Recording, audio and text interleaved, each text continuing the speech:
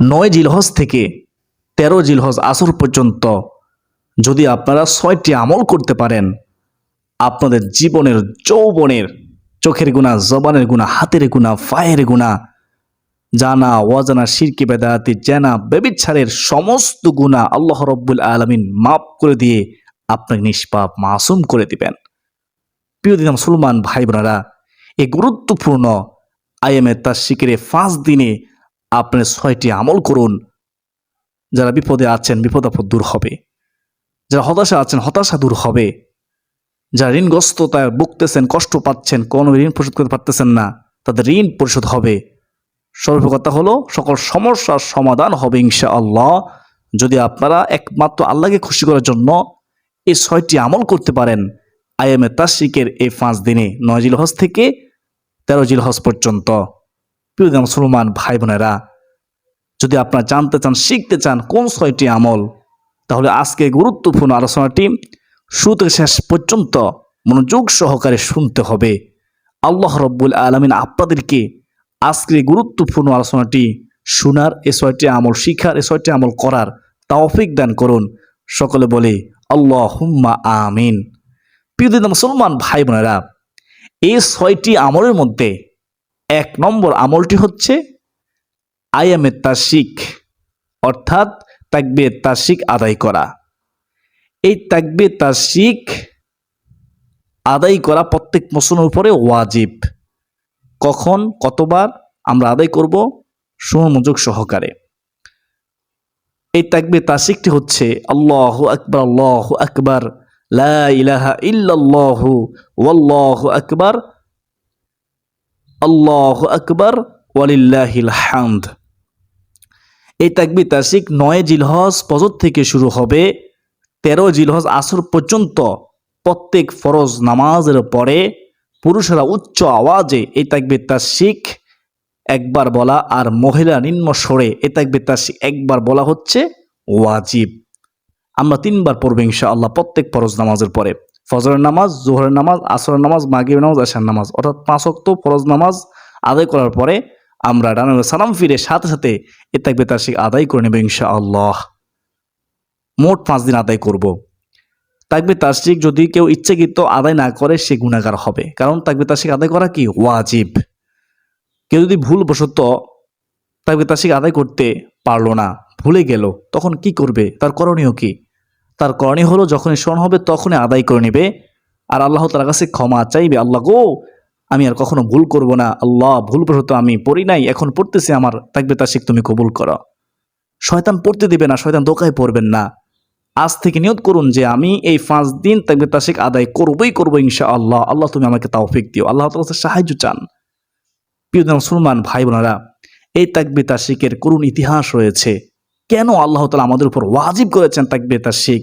সংক্ষেপে বলতেছি, হযরত ইব্রাহিম পয়গম্বর, আল্লাহ তাআলা বন্ধু, যখন আল্লাহ তাআলা হুকুমে হযরত ইসমাইল আলাইহিস সালামকে কুরবানি দিবেন, মাটিতে শোয়া দিলেন। হযরত ইব্রাহিম আলাইহিস সালাম ছুরি নিয়ে দাঁড়িয়ে আছেন, কুরবানি দিবেন ইচ্ছা করলেন। যখন ছুরি গলার উপর রাখলো, সাথে সাথে আল্লাহ তাআলা হুকুম করলেন, ওহে জিবরাইল তুমি বেহেশত থেকে দুম্বা নিয়ে যাও। তখন হযরত জিবরাইল আলাইহিস সালাম আশঙ্কা করলেন যে আমি যাওয়ার আগে যদি কুরবানি দিয়ে ফেলে, তখন তিনি এই ভয়ে আশঙ্কায় উচ্চ আওয়াজে বলে উঠলেন, আল্লাহু আকবার, আল্লাহু আকবার। তখন এই আওয়াজ শুনে হযরত ইব্রাহিম আলাইহিস সালাম আবৃত চোখ খুললেন। চোখ বাঁধা ছিল, চোখ বাঁধা ছিল। এই চোখের পর্দা সরালেন, সরানোর পর দেখলেন বেহেশতি দুম্বা শুয়ে আছে, দুম্বা জবাই হয়ে গেছে, কোরবানি হয়ে গেছে। তখন সাথে সাথে হযরত ইব্রাহিম আলাইহিস সালাম, নবীজির পয়গম্বর, নবীজির বন্ধু, তখন তাওহীদের ঘোষণা ও আল্লাহ তাআলার শ্রেষ্ঠত্বের ঘোষণা করলেন, লা ইলাহা ইল্লাল্লাহু ওয়াল্লাহু আকবার, অর্থাৎ আল্লাহ তাআলা ছাড়া কোনো ইলাহা নেই এবং তিনি আল্লাহ সর্বশ্রেষ্ঠ, সবচেয়ে বড়। যখন ইব্রাহিম আলাইহিস সালাম এই তাওহীদের বাণী ও আল্লাহ তাআলার শ্রেষ্ঠত্বের বাণী ঘোষণা করলেন, পাশে দাঁড়িয়ে আছেন হযরত ইসমাইল আলাইহিস সালাম।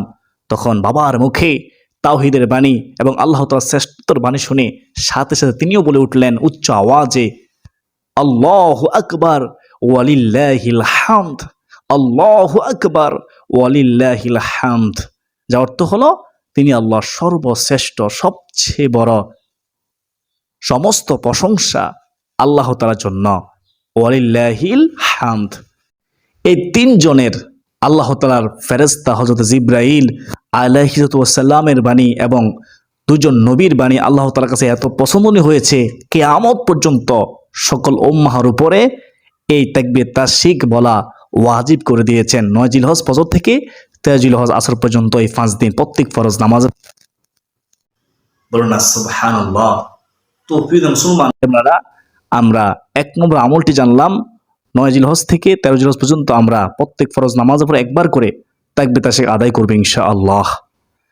এখন আমরা যেমন 2 নম্বর আমল, 2 নম্বর আমলটি হচ্ছে নফল নামাজ আদায় করা। এই আইমে তাশরিকের এই 5 দিন অত্যন্ত গুরুত্বপূর্ণ দিন। এই 5 দিন কমপক্ষে 2 রাকাত করে তওবার নামাজ আদায় করা। প্রতিদিন আপনি কি পারবেন না 2 রাকাত নামাজ পড়তে? নিয়ত করবেন আমি আল্লাহ তাআলাকে সন্তুষ্ট করার জন্য 2 রাকাত তওবার নামাজ পড়ার নিয়ত করলাম। এবার সহজে নিয়ত করে নেবেন। নির্দিষ্ট কোনো সূরা নেই, নির্দিষ্ট কোনো নিয়ম নেই।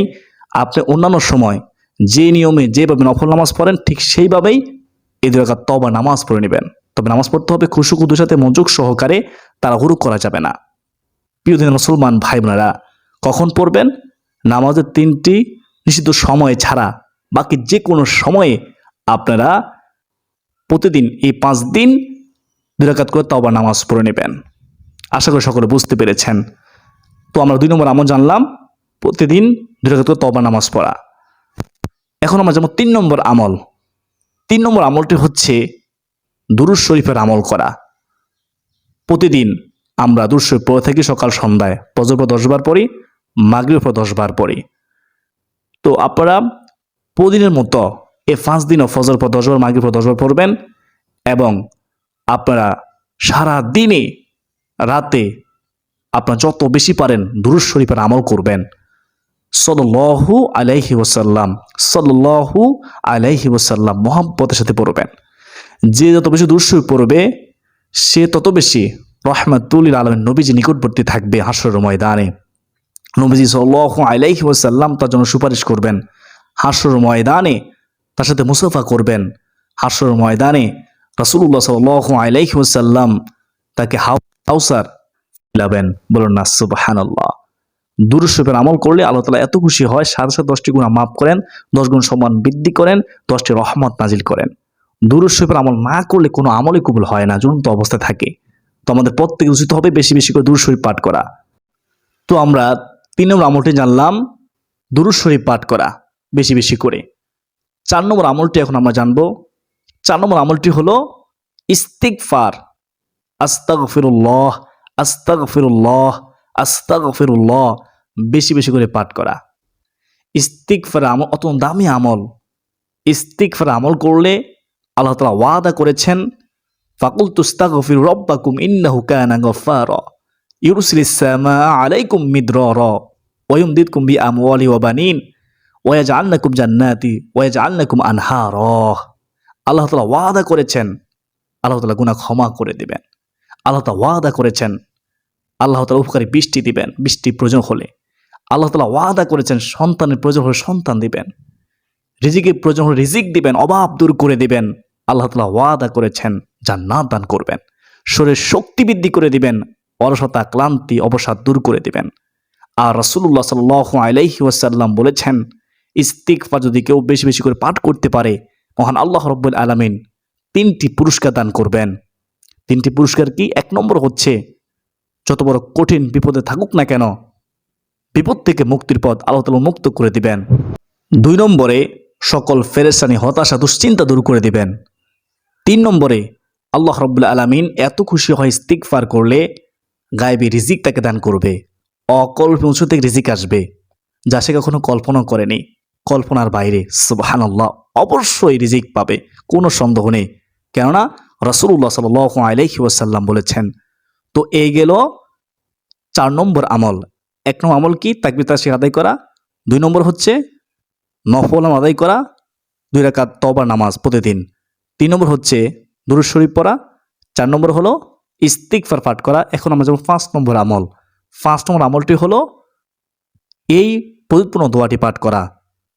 প্রতিদিন একবার করে প্রত্যেক ফরজ নামাজের পরে একবার হলেও লা ইলাহা ইল্লাল্লাহু ওয়াহদাহু লা শারীকা লাহু লাহুল মুলকু ওয়া লাহুল হামদু ওয়া হুয়া আলা কুল্লি শাইইন কাদির। আমার নবীজি বলেছেন আরাফা দিনের দোয়া শ্রেষ্ঠ দোয়া। বলুন না সুবহানাল্লাহ। এই দোয়াটি শ্রেষ্ঠ একটি দোয়া। সকল নবী রাসূল পড়েছেন, আমার নবীজি সবসময় পড়তেন লা ইলাহা ইল্লাল্লাহু ওয়াহদাহু লা শারীকা লাহু লাহুল মুলকু ওয়া লাহুল হামদু ওয়া হুয়া আলা কুল্লি শাইইন কাদির। লা ইলাহা ইল্লাল্লাহু, আল্লাহ তাআলা ছাড়া কোনো ইলাহ নেই, ওয়াহদাহু, তিনি আল্লাহ একক, লা শারীকা লাহু, তার সাথে কোনো শরীক নেই, লাহুল মুলকু, রাজত্ব তারই, ওয়া লাহুল হামদু, সমস্ত প্রশংসা তার জন্যই, ওয়া হুয়া আলা কুল্লি শাইইন কাদির, এবং তিনি সর্ববিষয়ে সর্বশক্তিমান। এ হচ্ছে শ্রেষ্ঠ দোয়ার অর্থ বুঝে দোয়াটি পড়ার চেষ্টা করবেন। 9 জিলহজ থেকে 13 জিলহজ আসর পর্যন্ত এই 5 দিন অবশ্য পড়ার চেষ্টা করবেন, প্রত্যেক ফরজ নামাজের পর একবার হলেও। তো এই গেল 5 নম্বর আমল। এখন আমরা যাব 6 নম্বর আমল।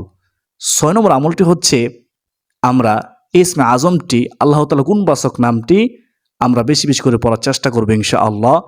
মুনাত যখন দেব মুনাতের পূর্বে একবার পড়ব এবং মুনাতের মধ্যে আমরা ইসমে আজমের মাধ্যমে আল্লাহ তাআলার কাছে সাহায্য চাইব ইনশাআল্লাহ। বলুন ইনশাআল্লাহ। ইসমে আজমটি হচ্ছে একেবারে সহজ, ইয়া জাল জালালি ওয়াল ইকরাম, ইয়া যাল জালালি ওয়াল ইকরাম, ইয়া যাল জালালি ওয়াল ইকরাম। এই আল্লাহ তাআলার গুণবাচক নামটি, ইসমে আজমটি আপনারা বেশি বেশি করে পড়বেন। কেন পড়বেন? কারণ রাসূলুল্লাহ সাল্লাল্লাহু আলাইহি ওয়াসাল্লাম সবসময় পড়তেন, সাহাবায়ে কেরামগণ পড়তেন, আমাদেরকে পড়ার জন্য উৎসাহিত করেছেন স্বয়ং রাসূলুল্লাহ সাল্লাল্লাহু আলাইহি ওয়াসাল্লাম। একজন সাহাবী এই ইসমে আজমটি পড়তেছে, তখন রাসূলুল্লাহ সাল্লাল্লাহু আলাইহি ওয়াসাল্লাম ওই ব্যক্তিকে বলল, ওই সাহাবীকে বলল, আমার সাহাবী, তুমি এখন দোয়া করো মন প্রচার করে, তোমার আল্লাহ তোমার দোয়া কবুল করবেন, তোমার মনে আশা পূর্ণ করবেন। সুবহানাল্লাহ। ইসমে আজম দোয়া করতে দেরি, দোয়া কবুল করতে আল্লাহ তাআলা দেরি করেন না, এটা আমরা সবাই জানি। তো বিশ্বাস রেখে ইসমে আজমটি ইয়া জাল জালালিল ইকরাম বেশি বেশি করে পাঠ করুন আইমে তাশরিকের দিনগুলোতে 5 দিন।